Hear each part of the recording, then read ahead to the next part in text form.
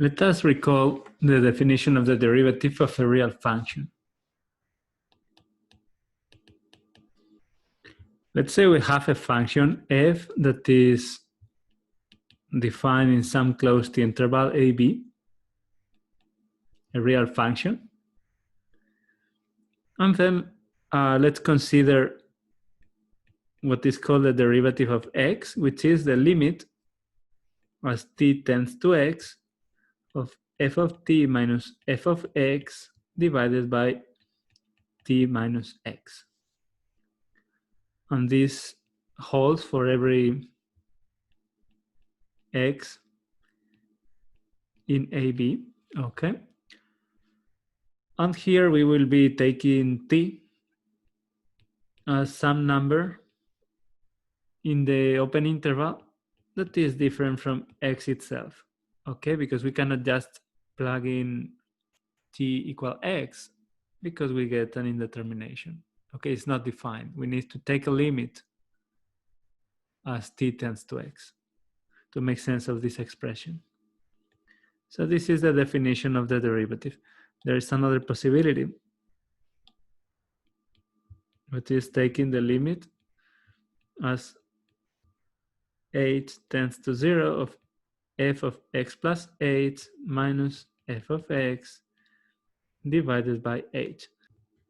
And here in this limit, we assume that h is different from 0. These two definitions, of course, are equivalent. And we will use them depending on the situation, whichever is more convenient. Okay. So in this way, this limit defines a function, okay, that associates to every point x this limit as t tends to x of f of t minus f of x divided by t minus x. This is called the derivative function, the derivative of f. And here, as I said, we denote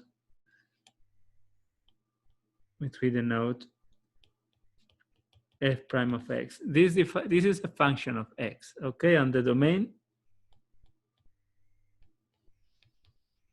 of the derivative function is the set of points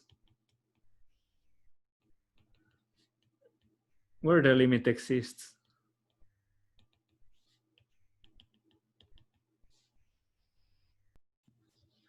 Now here you may have noticed that in this definition we are including the extremes, x equal a and x equal b. It may happen, we will see this also in many books, that the function is defined with x in ab. In this case, we can only make sense of the limit for interior points. Okay, in this case, we cannot make sense of f prime of a or f prime of b. Okay, so that being said,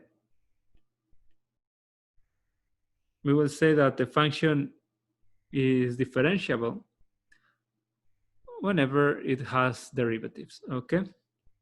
So for a function f from ab to r that is differentiable at x, let's say some point in the closed interval ab, then f is also continuous. Okay, at the point x. So here what we are saying is that being differentiable, having derivatives, is a better thing than being continuous. Now notice we are saying differentiable implies continuous. but the converse is not true. Okay, for the converse, if we take the absolute value of x, for example, it's continuous everywhere, but in particular at x equals 0, but not differentiable. Okay, here we may remember from calculus the interpretation of the derivative as the slope of the tangent to the graph of the function, but we haven't covered that, so we can actually show that f is not differentiable just by the definition. Okay, so if we take the limit, let's say let's take the lateral limits, f of x minus f of 0 divided by x minus 0. Sorry, I mean t. There we go. Here we use that f of t is t if we are dealing with positive numbers, or negative t if t less or equal than 0. Okay, so with this definition, because we are approaching from the right, we have the limit as t tends to 0 from the right of t minus 0 divided by t, because f of 0 is 0. So that is 1. But then when I take the limit from the left,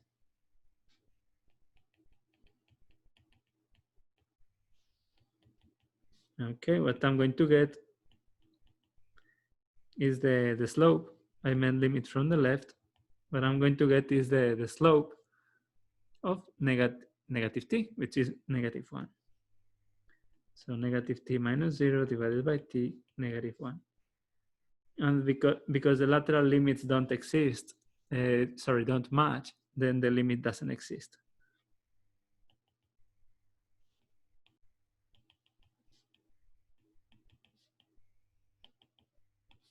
So f prime of c at 0 does not exist. Everywhere else it does exist, okay? And we will have that the derivative is 1 if x is bigger than 0, and negative 1 if x is less than 0. Okay, this is for all x different from 0. Now, we can argue that this is a continuous function everywhere, differentiable everywhere except at x equals 0. But the truth is that there are much wilder examples. For example, in chapter 7 of the book, if we look at theorem 7.8, they show an example of a function that is continuous everywhere. Okay. But it's differentiable nowhere.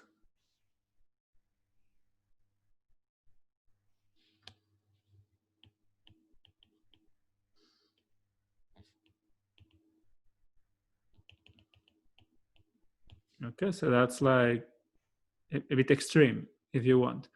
Here we had a function that was mostly okay, just one point was not differentiable. Now we are talking about the continuous function that has no single point where the function is differentiable. So being continuous, being differentiable are very different things. Now, getting back to the theorem, differentiable implies continuous. Let's give a proof.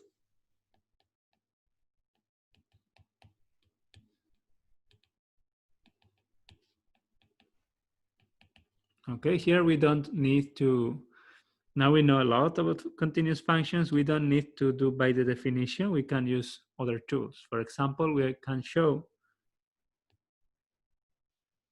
that the limit as t tends to x of f of t is equal to f of x. That will do. And this is actually very easy. We can prove that f of t minus f of x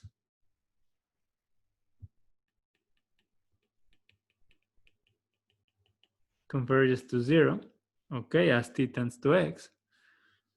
But that one actually works very well for us because we can just divide by t minus x and multiply by t minus x. Okay, we didn't do anything here.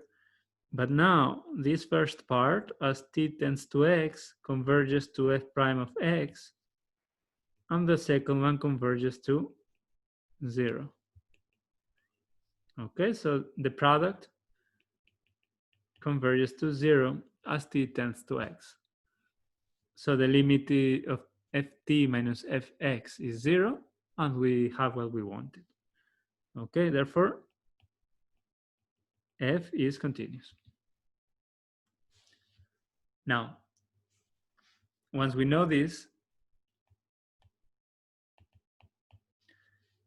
we have the basic properties of derivatives, right? That, for example, if we have two functions, f, g, that are differentiable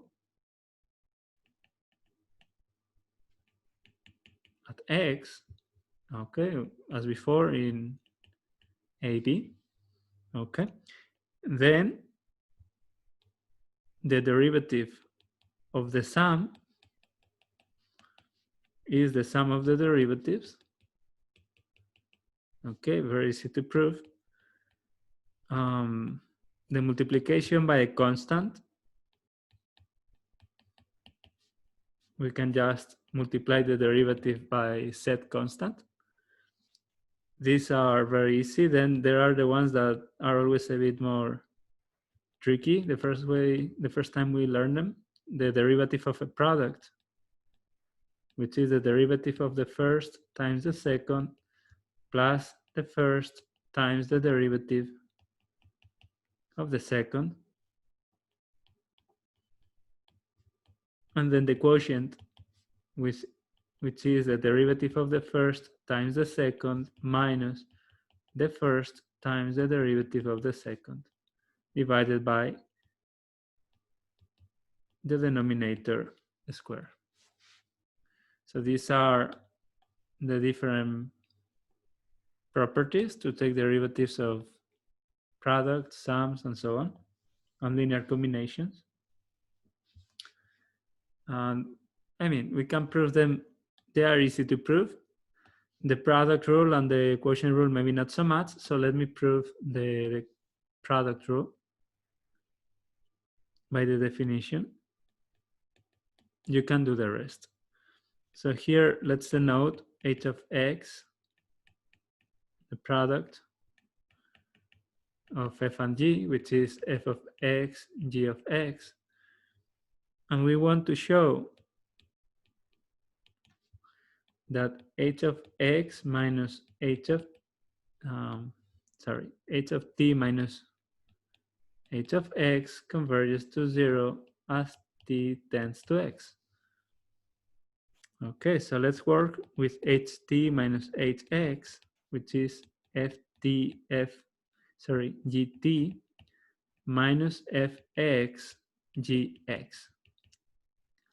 Okay, and here notice what we have. We have a difference of products. Whenever we have something like this, the trick is always to add and subtract an extra term that contains mixed products. Okay, so for example, we could do ft gx. Okay, this is always a trick.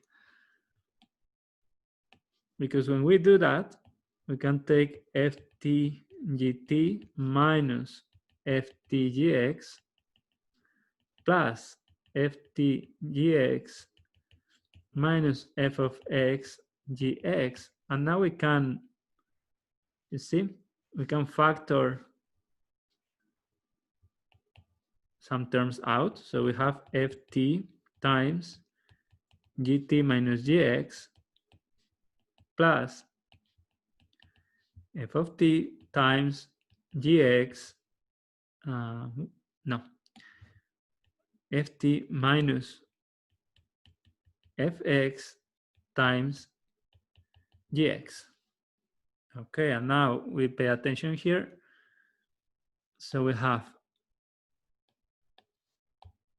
ht minus hx, okay, whoops, which is equal to this thing over here. So let's copy that.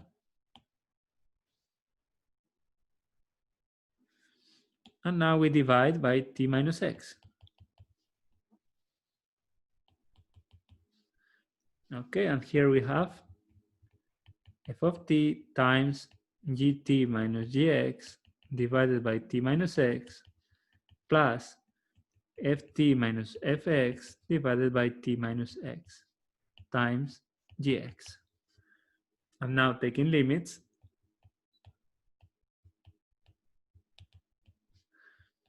This converges to g prime of x, and this converges to f prime of x. Okay, and then we have, well, ft converges obviously to f of x, okay, and then gx, yeah, okay, is a constant, so doesn't really change with t. And here we have f of x times g prime of x plus f prime of x g of x. Notice that here we are using that f is continuous, but we know f is continuous because f is differentiable. Okay, f has to be differentiable, otherwise this limit would not exist. But it's just nice to point it out that actually we are using the continuity here. Some examples that are important, of course, are the derivative. Sometimes we will write it ddx of a constant, which is 0, ddx of a power, which is n xn minus 1. And it doesn't have to be n like a natural number. N could be any real number, actually. So it's kind of weird to write n, so let's write r. Okay. Also, rational expressions